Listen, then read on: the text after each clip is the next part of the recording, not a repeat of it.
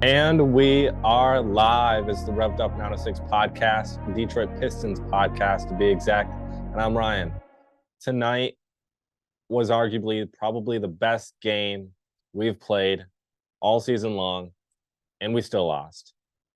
It was a game in which if you didn't watch it and you're looking at the final score, you're going like, great, the Pistons suck, they got blown out. That is not the case. It was close every stretch of the way up until the last couple minutes of the fourth quarter, where the Pacers went on a run to end the game. And a big factor tonight was the fans. They were very loud in that last stretch there, that on that big run that the Pacers went on, and that was one of the big factors alongside of the play of Tyrese Halliburton, Miles Turner, Bruce Brown, Obi Toppin, Benedict Mathurin. The list goes on. We played up against one of the highest scoring teams in the NBA. And tonight, I mean, they put up 136 points on that last run there. So we played a solid team. And Rick Carlisle, former Pistons head coach, I love the man. One of the better coaches in the NBA. He's built a very solid program since going back to the Pacers. We saw Cade Cunningham light it up all night long. From the previous couple games, we saw double teams, we saw triple teams, we saw every team game planning for Cade. Tonight, it wasn't game planning for Cade, it was game planning for the whole team, because that's what Rick Carlisle does. He game plans to try and beat everybody, not just one person. That's the type of coach he is, and it was evident tonight. They allowed Cade to get up 10 shots up 26 shots, made 10, finished with 31 points, 5 assists, 3 boards, 9 of 9 from the line, 2 of 4 from 3, and then 10 of 26 from the field in 38 minutes. He played the most minutes out of anybody tonight, but the results of his stat line is evident. He had a great game. We saw Jaden Ivey and Cade Cunningham have a Batman Robin type role tonight, where Jaden Ivey started tonight, 32 minutes played, 25 points, a block, a steal, 3 assists, 2 boards, 6 of 9 from the line, 1 of 6 from 3, and then 9 of 16 from the field. Jaden Ivey, since he's been thrown into the starting rotation the last couple nights out, he's proving that he's still the same Jaden Ivey we saw last year. And except this time around, we're seeing a little bit more developed Jaden Ivey.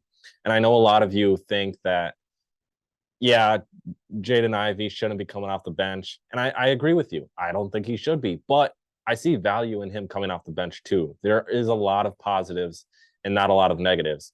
And tonight is evident. Now, he did not come off the bench, I know, but playing off the bench and getting reps with guys you normally don't get reps with, or playing up against certain matchups that you normally wouldn't play up against, helps grow a young player.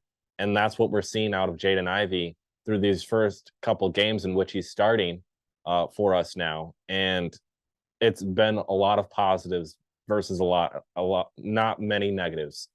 We saw Isaiah Stewart put up 10 points, a block, 2 steals, an assist, 6 boards, 100% at the line, making 2 free throws, 4 of 8 from the field in 27 minutes played. He had a factor there. He was a great defender all throughout the 3 quarters. I mean, fourth quarter was here and there, but he had an overall great defensive game. Now, the stat line doesn't speak volumes as to the effect that he had on the team, but it's one of those nights where you're going to see other guys perform better than Isaiah Stewart, and that was tonight. We saw the return of Jalen Duren. He missed the last 5 games due to an ankle injury, and it was a very nice thing to see.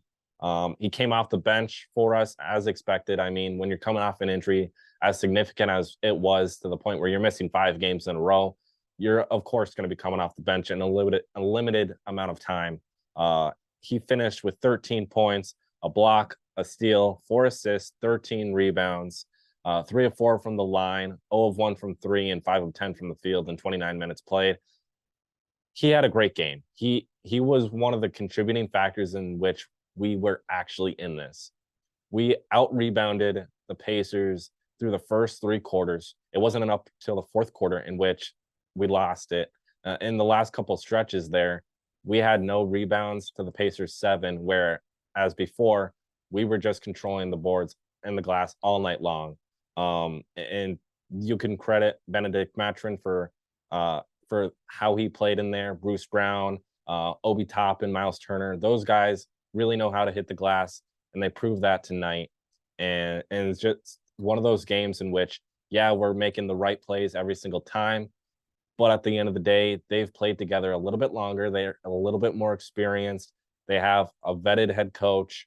They know how to handle certain situations, and that was the result of tonight. We saw Asar Thompson have a solid game. He didn't have a bad game. He didn't have, wow, Asar Thompson, that was amazing. But he did have a great highlight play in which he put Miles Turner on a poster. This kid is proving that he is playing like a grown man. He's playing like a vet. He's one of those guys in which you have Draymond Green calling him out, going like, "Hey, why aren't we talking about him more? This kid is special." He's not playing like a rookie, and it's evident every stretch of the way through every game this season.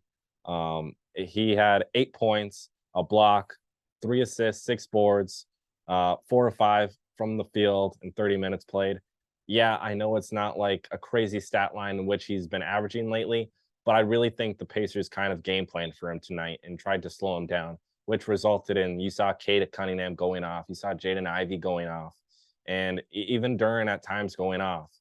We saw Marvin Bagley start tonight, played 14 minutes, 6 points, 3 blocks, 2 assists, 6 boards, 3 of 6 from the field in 14 minutes played. Very early on throughout the first half, Marvin Bagley knew that he had to win this battle with Miles Turner. Miles Turner is one of those centers in the league where you can't just go off on a limb and go, yeah, I'm not going to worry about him tonight. Because Miles Turner, even though he's not like tier one top centers in the league, he is still one of those guys that is pretty darn solid. And so it was a tough matchup for Marvin Bagley, but he through different situations, he proved to be a valuable asset. I mean, 3 blocks alone from Marvin Bagley is very impressive. And our defense tonight just spoke volumes as to so much, like how much potential we could be on the defensive side of the ball. It wasn't really up until the fourth quarter, like I mentioned earlier, that we fell apart and the Pacers went on a run. We saw Isaiah Livers in 26 minutes played have 8 points, 2 rebounds, 2 of 4 from three, 3 of 5 from the field. He hit clutch shots. He did. He made some smart plays here and there, but nothing to the point where it's like, Isaiah Livers, I want you out there every single time. I want you shooting that shot. Like he's getting into his groove again, and I'm liking what I'm seeing out of him. And you can definitely see the impact of what Monty Williams has had on him. Because like I've said in the offseason, going into this year, I really feel like Isaiah Livers could be like a Cam Johnson-esque player, like how Monty had him playing for the Suns. That would be pretty darn cool to see, especially since I love my Michigan Wolverines. But yeah, Isaiah Livers, I'm not complaining. He had a solid game. Nothing too much to complain about. It was just one of those games where you're not going to get a lot of shots up because you have Cade Cunningham, Jaden Ivey, and others having a very solid night. Killian Hayes off the bench in 17 minutes played, 6 points, 3 assists, a rebound, 3 of 6 from the field. Now, I know it's not like a crazy stat line from the first couple games in which he started that we were seeing, or getting used to seeing rather, but it was still one of those games for him in which he was playing with confidence. When he was given the opportunities, he was succeeding. And his jump shot has gotten so much better from last year to this year. And that is one big step into unlocking Killian Hayes and his potential, because his defense, yeah, he had a position in which he got a little, he went for the shot fake. Benedict Mathurin got him. Benedict went to go cut. Killian was still with him the entire stretch of the way to the rim. And that was a tough shot for Benedict. And so the fact that he was able to get a shot off alone just shows you how good of a defender Killian is in that situation to contest a shot in which he really did get blown by. But he was still able to stick with Benedict. And Benedict is one of the better wings in the league. So that's kudos to Killian. Alec Burks in 14 minutes played, 6 points, a block, a steal, an assist, 2 boards, 2 of 3 from three, and 2 of 6 from the field. he had clutch shots when it mattered the most. But at the end of the day, the Pacers just, when they have solid defense and they're also one of the highest scoring teams in the league, it's going to be hard to get certain guys certain minutes. And it's going to be also hard to get certain guys certain shots. And it was just one of those nights in where Cade was cooking, Ivy was cooking. You're going to get them the ball. And Alec Burks is a very unselfish player. So, yeah, his stat line is not like, whoa, but it's also like you can understand if you watch the game to really see why his stat line ended up being what it did. Marcus Sasser did play tonight. He got 5 minutes out there. He had one shot. He missed it. We've been seeing decreased minutes out of him lately, and that could just be in the fact of everybody is starting to get into their groove. We're seeing Jaden Ivey play fabulous basketball, something of which early on this season he had been kind of struggling at times, and that would give Sasser the edge to get in there and get more playing time. But some of these guys are starting to impress the coaching staff, and they know what they have with Sasser. That's not the issue. So even if he has a decreased amount of minutes, he's still a valuable asset. They know what they're going to get out of him if they're going to throw him in the game. And I'm not complaining about his minutes. Would I like to see more? Yeah, I would, because I love Sasser. I love what he's contributed to the team so far. But at the end of the day, if we have Jaden Ivey playing like he did last year, and we have Cade playing like he did his rookie year, I'm not complaining if Sasser's not getting as many minutes. We saw Tyrese Halliburton finish with 26 points, 10 assists, 3 of 3 at the line, 5 of 13 from 3, and 9 of 23 from the field in 32 minutes played. I'm honestly not upset with that stat line, because the previous nights he'd been going out there getting 32, 34 points a game.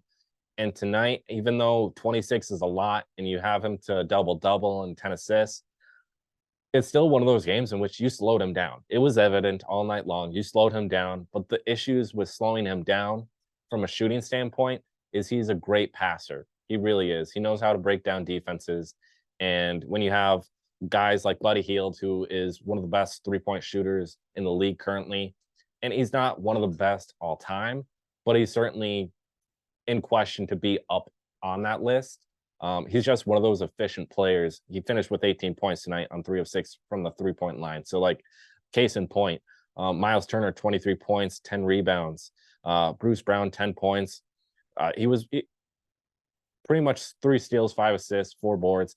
Pretty much had an Ausar Thompson stat line tonight. But that's what Bruce Brown is since he's left Detroit, is he's going to stack the sheet, the stat sheet, and that's what he did tonight. Obi Toppin, 15 points. Nembhard was a big factor in that stretch in the end. Had 13 points, 4 assists, a steal, 3 rebounds. And then he had Matrin, 15 points, a steal, 2 boards, 6 of 12 from the field, 31 minutes played. Like, when you have Nembhard, you have Matrin, you have Hield, Halliburton, Turner, Bruce Brown, Obi Toppin. That's a recipe for success. It really is. And you have a great coach in Rick Carlisle, who's a first ballot Hall of Famer in my eyes. Like, the case to be said is we played up against the highest scoring team in the league. And yet we were with them all throughout the game up until the last couple minutes of the fourth quarter. So the fact that we hung on for dear life for so long and it was competitive, I'm happy. It was a loss, but that really was the best game out of our losing streak that we've had. And that's a bright spot, because if we can play like this, like for the next couple games, man, this team could be stacking up wins fast. We just got to stop turning the ball over. Tonight finished with 14 turnovers, 18 fouls. Honestly, that's lower than what we have been doing. So from that standpoint, yay. But at the same time, like, you have the Pacers, 21 fouls. Yeah, they fouled a lot, but they only had 8 turnovers. And if we can limit our turnovers, we'll win games. That's the bottom line, because this team is proving that they can compete with just about anybody. Ausar Thompson, yeah, he got his ankles broken from Tyrese, but he's still one of the better defenders in the league. Duran's one of the better defenders in the league. Stu is one of the better defenders in the league. Cade can go out and get his bucket. Jaden Ivey is proving once again that he can go out and get his bucket. We have a lot of playmakers on this young team, and if we can just limit the turnovers, we will win games, and that's a guarantee. But that will do it for tonight's recap of the Pacers versus the Pistons.